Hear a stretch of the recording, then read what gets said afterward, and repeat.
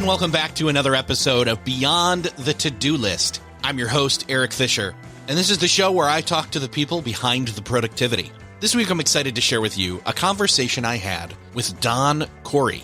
He's the author of the book, When to Say Yes, The 5 Steps to Protect Your Time.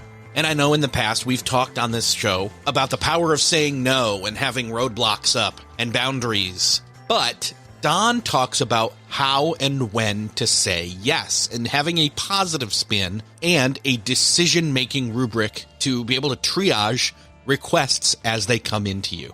We talk about having a roadmap for that, having a relationship hierarchy, as well as what the quality of the request coming in dictates about whether that should be a yes or not, prioritizing and even reprioritizing, and delegating if you can and should. Ultimately, you're going to walk away from this conversation having a better understanding of how to defend and block out your time for what's most important to get done and reduce the stress when it comes to decision making for all those requests you're getting bombarded with. So I'll get out of the way and just say, enjoy this conversation with Don Khouri. Well, this week, it is my privilege to welcome to the show Don Khouri. Don, welcome to the show. Great to be here, Eric. Looking forward to a productive conversation. Yes. Well, and that is actually the title of a friend's podcast, so I won't use that. Oh, really? Yes. Interesting. Okay. Yeah, my friend Mike Vardy does a show. It used to be called Productivityist, and I guess I'll do a quick plug here. He's been on the show many times. It used to be called Productivityist. It's now called A Productive Conversation.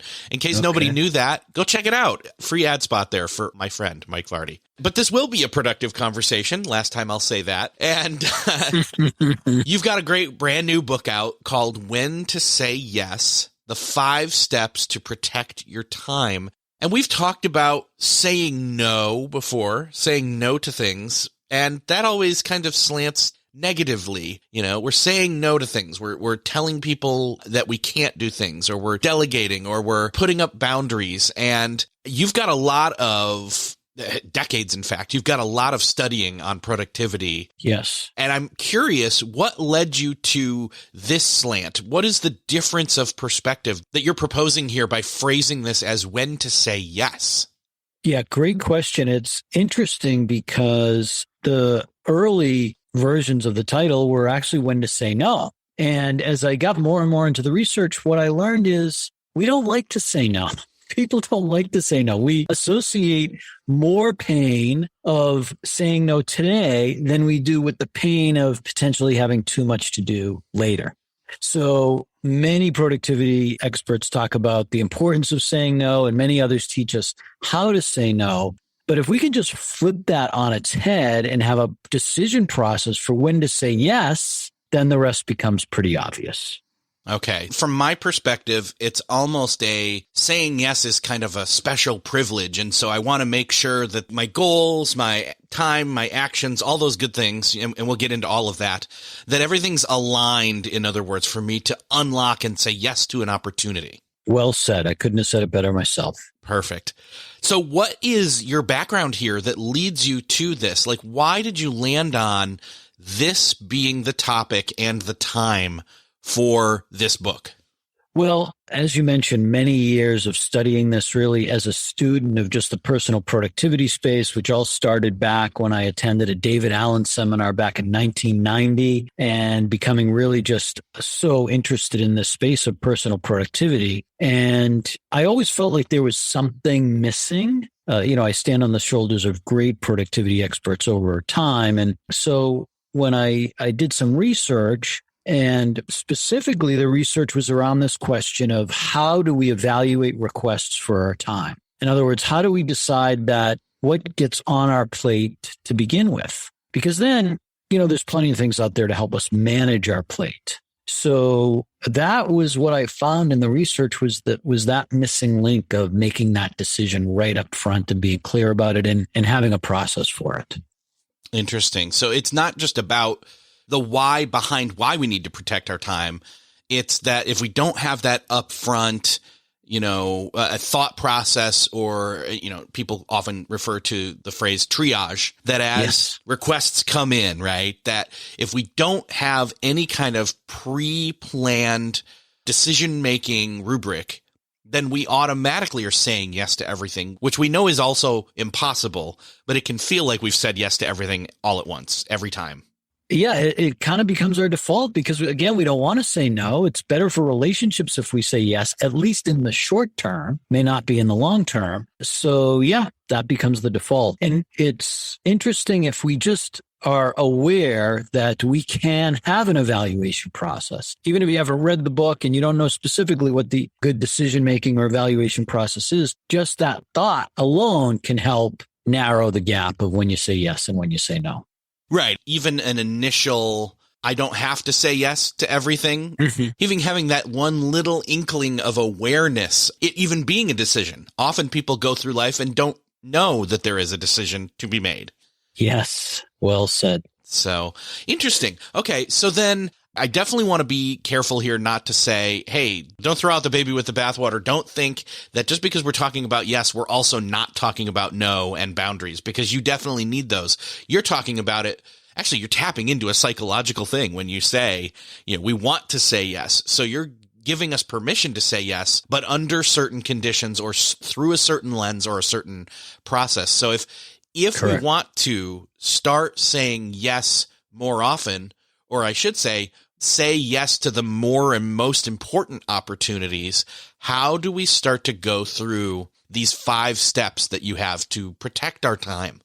Well, let's get the 5 steps on the table. Yeah. So the first thing you need is a roadmap. And that was when I spoke with the most productive leaders and C-level executives, they all have some version of a roadmap in which they measure against when they get a request for their time. Does it fit in the roadmap? And if it does, great, I can evaluate the others. Or if it doesn't, then I need to either delegate it or bounce it, or occasionally maybe change the roadmap. Sometimes that'll happen on an important enough opportunity. The second is get clear about your relationship hierarchy. I'm getting a lot of great feedback on this particular point because it's something that's somewhat subconscious for us. And the idea of a relationship hierarchy is you'll give more weight to a request to certain people, maybe your boss or a client or a spouse, than you will to other people. So who's asking is another key question here. The third is the quality of the request. Is the requester really respectful of your time? Have they fully thought through all the implications of the request? Do they have solutions? Those are some of the things that make a quality request. And then the key part, number 4, is prioritize and reprioritize. The best leaders that worked for me in my corporate experience were the ones that responded to a request from me for a new project with, happy to do that, Don. Can you just let me know where that fits on the priority list? And then we'd look at it together and decide where it fit, if it fit at all. And so we have to be good at reprioritizing and knowing where exactly it fits on our priority list. And the 5th thing that the most productive people did and do consistently is they delegate. Who can I get this to? We can talk more about that. There's some interesting surprises that come along with that step. Yeah, man. So to clarify with the roadmap specifically, is that really, a lot of people are thinking, okay, I think I understand, but is that just like a generalized, like this is where I'm headed, or are these concrete plans and goals broken down into projects? What's your perspective there? So visualize this. Visualize time across the y-axis and think about that in terms of quarters. We're approaching the end of the year here, so perfect time for planning Q1, Q2, Q3, Q4. And then across the x-axis, you have categories of work. For example, maybe a business category, a personal category, a relationship category. And within those, you're setting very specific goals. Maybe a goal is going to last a month or two, so it fits in one quarter. Maybe there's a goal that lasts 1 year or 2 years that could span quarters. And there's a whole section in the book I talk about a new goal setting process where you can get really crystal clear about what that goal looks like that fits on the roadmap. And so is there a sequential order, or does it really matter? Is the other, I think, probably rising to the top question people listening will have. hmm I put it in this order for a reason because if it doesn't fit on your roadmap, that it's almost like an important sanity check of really it doesn't even warrant me going through the rest. Like I'm not going to just think about prioritizing or reprioritizing if it doesn't fit on my roadmap. So there is some thought to putting it in this order specifically. Okay.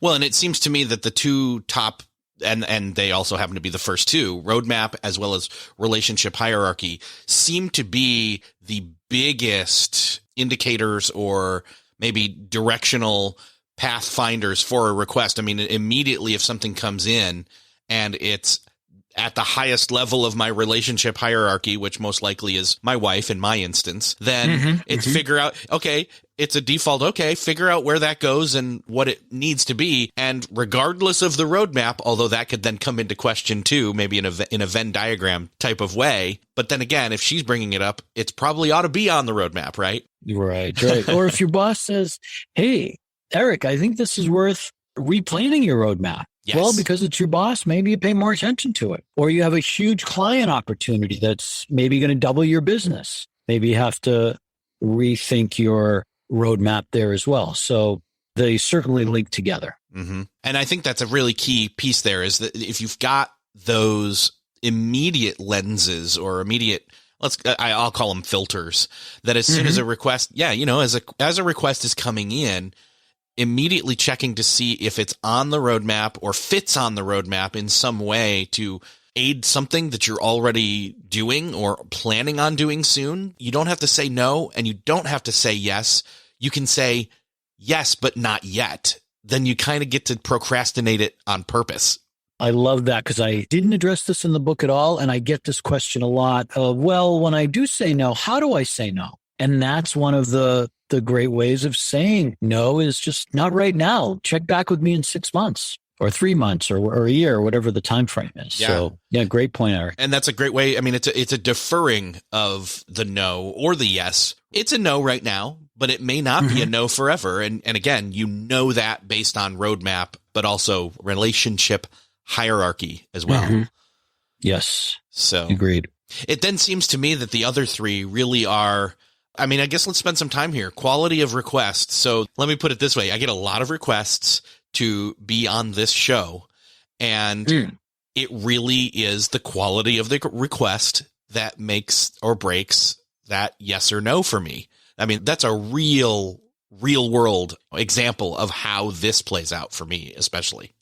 And I'm curious, how do you determine that? What does a quality request look like to you for being on the podcast? That's a great question. You know what? This is almost, I might need to just say right now, all right, if you want to be on the show, here's how you get on. And that's not to say that it's going to even be a yes every time, even if you do a quality request. This is just how you don't get deleted pretty soon after or replied to with a, this is not a fit for my show, which there's the one right there is I get so many people who they don't do their research. They don't look to see what type of show this is, that it's based on and focused on productivity. Now, obviously, it's called Beyond the To-Do List for a reason, but all of the topics come back to fitting into productivity. I don't want to talk to a venture capitalist kind of person about entrepreneurship specifically and how to make money. That is not a fit for this show. So right away, that's out. It needs to also not be a very lengthy email, because if I've got to take all this time to read through it, to decipher what you're saying, and, that is already, again, I'm automatically going to throw that in my maybe pile and eventually maybe get to it or not. So, well, I have, I quote one of the C-level executives that I interviewed for this in the book, and she says something like, if you can't express yourself in about a paragraph in email, then either you need to figure out how to be more clear or there's something wrong with your request. So she really expected really crisp, clear, clean email supporting your point. That's exactly right. And the best ones are the ones where they don't right up front say, hey, I love your show. I just checked out this recent episode, because it's easy to look and see what the title of an episode is and just throw it in an email. That doesn't do anything for me. Don't try to flatter me. Instead, what you need to do is say, I think I've got a great fit for your show. It's this person. actually skip the credentials first. Tell me what their value is. Tell me what their topic is and what they can bring. List it out maybe a little bit, and then link to some of their either social presence or that new book that's coming out and give me the title for that, because ultimately that's going to be what immediately catches me and gets me hooked to say, oh, there's something here. Let me dig a little deeper and then reply and say yes. That's really it. Short, sweet, concise. This is the value this person brings, and don't belabor it over across 2, 3, 4 paragraphs. Yeah. And all of that. So there's the secret right there. There you go. So for anyone listening, now you know how to get on. Yeah. And it's really consistent with some of the steps that are components that I outlined as a quality request, which is it's clear and concise, right? We don't want multi-paragraph emails here. It's well thought out, so they know how they fit in. It's respectful of your time as well. So all of that really aligns nicely. We're thinking along the same lines there. Yeah. I'm glad we were able to kind of, Venn diagram the quality of request with a real world application. So I think ultimately then once we've checked the roadmap to see if it even fits, we've seen how it fits in with our relational hierarchy. And obviously the quality of the request is almost the first thing that's going to appear to us is if all three of those things, if it kind of passes the muster test at that point and we say yes, then it's more of a, okay, can we prioritize and or reprioritize, as well as number 5, can we delegate this? If it's not something I'm going to do outright, is it still worth doing and somebody else doing for me or with me? Yes. And the prioritization is so important because remember, I referenced those productive leaders that worked for me. They had a priority list. The ones that don't have a priority list are the ones that aren't really going to be clear about where things fit and more likely to say yes. You know, that old saying, if you want something done, give it to a busy person. And I think that's true, but for different reasons than we think. I think the busy people are overworking themselves, working more hours than they want to, or maybe even need to, and probably subconsciously sacrificing other things to handle all the requests because they're busy. Because busy isn't always good. So get crystal clear about your ranked priority list from 1 to N. That's going to help you on step number 4 for sure. Perfect. What about delegation in terms of it might be something that we want to do ourselves. We want to say yes. In fact, it ends up being a yes, but our time is already so full. And I think the thing is here, as we process this, as we learn to say yes at the right time and in the right way, our time will be thinned out, or we'll create more margin, in other words. So we'll have the ability to say yes to even more of the right things as we practice this. But there's still going to be times where it just does not make sense. For example, for me, like to edit this show. And so delegating that to somebody else makes complete sense. Yeah, that's a great example of delegation. And again, you're going to want all 4 of the first 4 steps to align before you're even ready to delegate it. So you can focus on other more appropriate activities. Maybe call it higher value activities, of more appropriate activities that, first of all, you love to do. And also that maybe you're the only one that can do it in your world. And that was one of the key reasons that these C-level executive delegated. But the other key reason, which was more surprising, was they were very conscious about delegating in a way that created a growth opportunity for someone else. So yes, number 1, how do I get it off my plate? But number 2, how can the other person grow as a result of taking on this project and the interaction? And I just really loved that leadership development opportunity built into delegation. So looking at it not as a task per se that you have to do, but an opportunity for somebody else to learn or grow by taking that on, by owning it, and ultimately by executing it. Yes, exactly right. Very cool. Okay, so those are the 5 steps, but I want to kind of go back around to the roadmap again real quick here, because we all probably should sit down and have a discussion in terms of delegation when it comes to our team, whether that's up or down on the food chain from where we are. Same thing with prioritizing and reprioritizing. And we talked at length a little bit about quality of request and relationship hierarchy. That's something where it's like, okay, you should kind of know what are the closest circles that you have in your life and who is in them. And I encourage everybody, if you haven't taken a moment to do that at some point, definitely do that. It's really helpful. It's who has your phone number or who can text you other than spammers. And who has what level of contact or VIP access to you, in other words, and how far out. It kind of goes in hand with quality of request, because the quality of the request is going to increase. Even if it's not the greatest quality, it's going to leapfrog a couple of levels if it's a closer circle. Yes. So correct. You'll spend more time and dig into it. You'll be more willing to work through the layers of the onion if it's a higher person on your relationship hierarchy, for sure. Yeah. But going back all the way to the beginning of the steps with roadmap, not just saying, okay, this is the existing roadmap, but I know that you have something called the 7 C's of goal setting. I would love to spend some time talking about that in terms of how do we set these goals and how do we set them up so that our roadmap is easy to glance at and even have in our head at times for when these requests come in. Sure. Yeah. So, this is many people know about SMART goals. I'm sure your listeners, they're interested in the space of productivity. You know about SMART goals. I've used SMART goals for years, and they can be confusing sometimes because the letters can mean different things. A can be achievable or attainable or agreed, or R can be realistic or reasonable. So I dug into it a bit and I created the 7 C's because there were other things fitting into these most productive people's goals and my own goals that weren't quite captured in SMART. So the first one is crystal, which is kind of like specific and SMART. If we can get crystal clear about our goal, so clear that like a 9th grader or a 5th grader can understand it, then we know where we have the right start. So like, I want to lose weight. I use that example. I want to lose weight. That's clear. We know what it is. It's crystal. It's pretty easy to understand. The next thing is it needs to be computable. We need to know when we've achieved the goal. How do we know? How can we quantify that we've achieved the goal? Now, sometimes that's pretty easy. Like, I want to lose 10 pounds. Okay. I can quantify that. I can compute that pretty easily. I can get on the scale every day. And sometimes you have to dig a little deeper. Like, one of my clients has a goal to be a better listener. Okay, well, we have to think about how can we measure that. But if you dig pretty deep, you can come up with a way to compute that as well.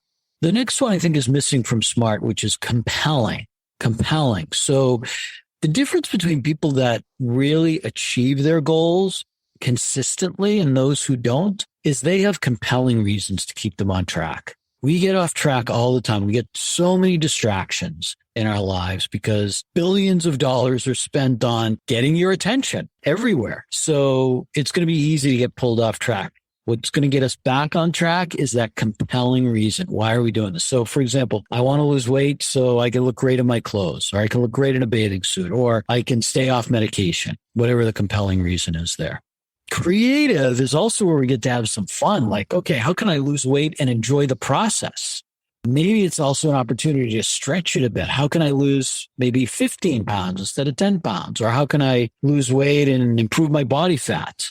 So creative is the 4th C. So crystal, computable, compelling, creative, calendared. So SMART has something like this, which is timely, right? Or time bound is what the T is. But I'm taking it a step further. Don't just set a target date, but actually put it on your calendar. That's when we know we're going to get it done, when we put it on our calendar. So, the book may be a good example on that. Is I was able to get that done because I blocked time on my calendar every single day to work on it. Otherwise, it's just a dream. And it was for many years until I got some progress on it.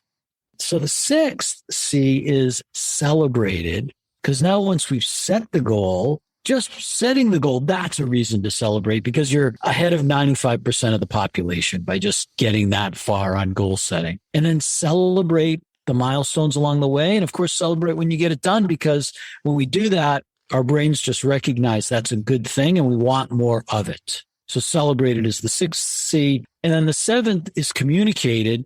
And once you have it all documented and you've celebrated it, now you can go out and tell people about it. Tell the people that you know are going to support you in this quest.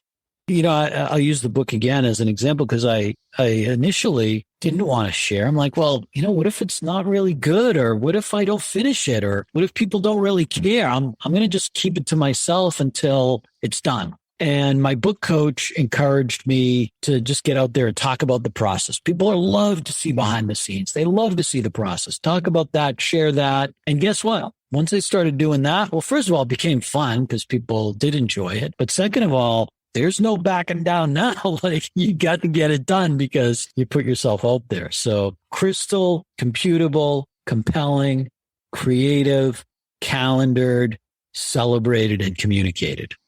Perfect. So is there a relationship then between these 7 C's, which sounds like we're sailing? It does. Right? And the roadmap. What do you see as the relationship there?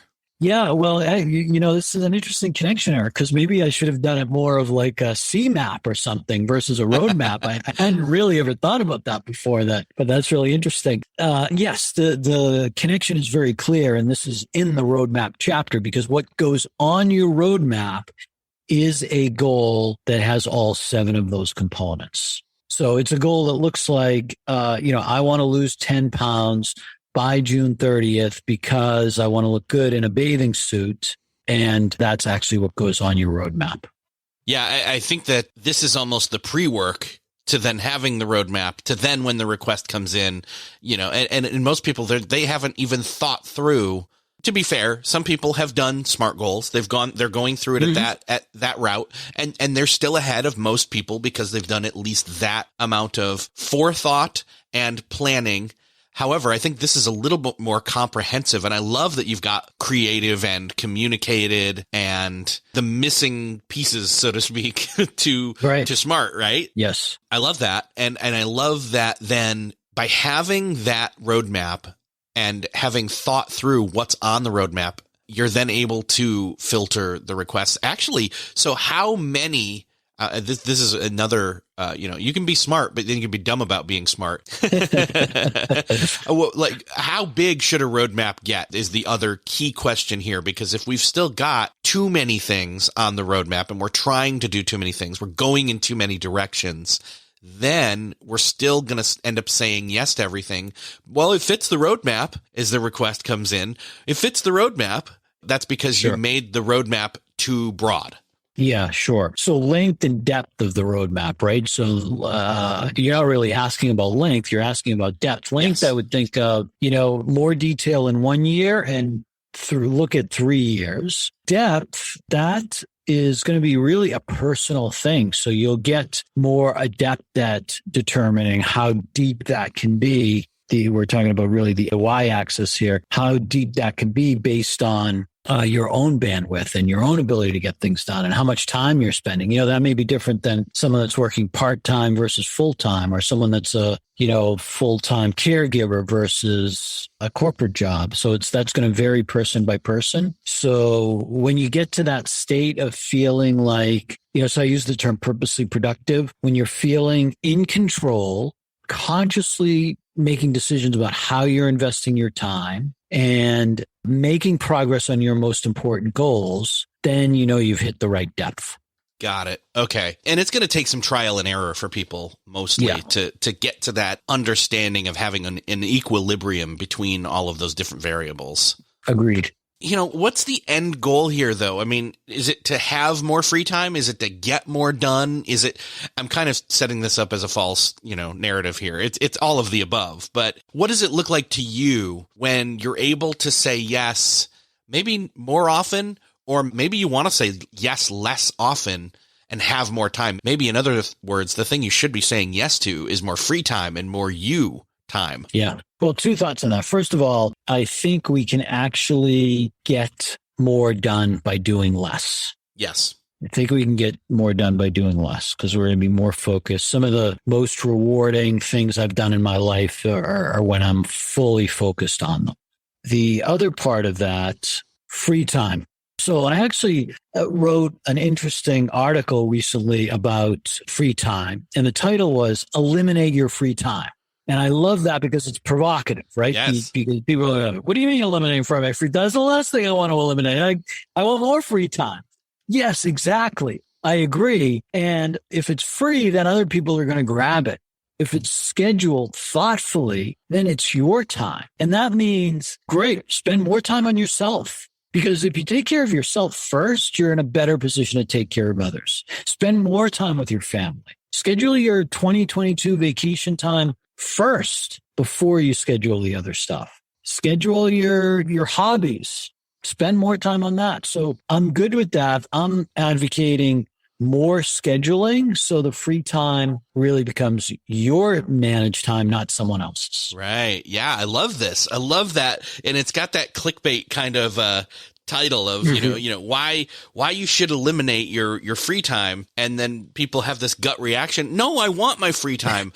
But, Right. but it's exactly that free time. I would still advocate, you know what? You probably still have to have some time in your days and your weeks, etc., that is free, that you're not planning to do anything with, but you should protect that time. So in essence, you are planning to do nothing at that time, which means it's not free time, right?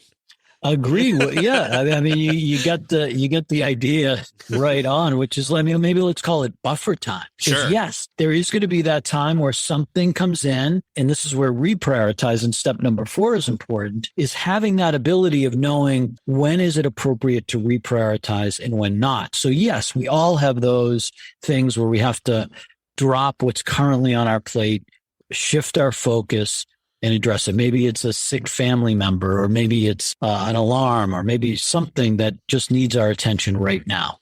Yes. Yeah. And that's prioritizing, that's reprioritizing for sure. But at least having the time already to be able to claim and say this time block was, quote, free time and or was me time in whatever choice I was going to make to use it for myself, to recharge, renew myself, etc. Something else needs it now, and I know where that fits in, whether it's a work thing or it's a relationship thing. It's on the roadmap because it's important. I can do that clear conscience, and I can quickly, and we'll go to the word we've actually not really used, triage. I can quickly triage and say, I have time for that now, and I don't have to think hard about it. And I love that. And if we can be a bit more conscious about what really is urgent now, right? It's the Eisenhower matrix, if you know what that is, which is importance versus urgent. And a lot of times urgent just looks like important, and most of the time it's not. Well said. I really think people need to do this homework. It's not easy, but I wouldn't also call it hard. I think it's just, it takes some time. I think it really takes time to sit down. I would say, you mentioned David Allen earlier. I would say sit down and do the brain dump that he advocates and see what comes out as far as, take a look. What's on your roadmap now, if you have one, which I hope you do. And then also come up with, looking at what's currently on your roadmap and maybe filtering what's already there through the 7 C's to see if you've maybe missed an aspect or two there. And if so, then you've got to go down through and start to reprioritize. Agreed, Eric. I think it's time to think. It's not really hard. The hardest part is creating that space for you to think. And in today's world, we're not giving ourselves enough of that time. So that comes back a bit to what we talked about earlier, which is take care of yourself first. Give yourself time to think, to have a clear mind, because then you're better off at the whole planning aspect of it. Yes. Well, I think one of the best steps then here for everybody would be put this on your roadmap and say yes to this. Go grab the book and go through it. Thank you. Where would you like people to go find out more about you as well as the book? And I'll link up to, I'll find the article about eliminating free time and I'll include that as well in the show notes and link up to all of that. But where would you like to send people? So you can go directly to whentosayyes.com and you'll see more about where to purchase the book and how to purchase the book, as well as some of the press coverage and also how to contact me directly. And I welcome that. I love this space as I know you do, Eric. It's fun to talk about it. And that's probably something I will say yes to, because I learned too.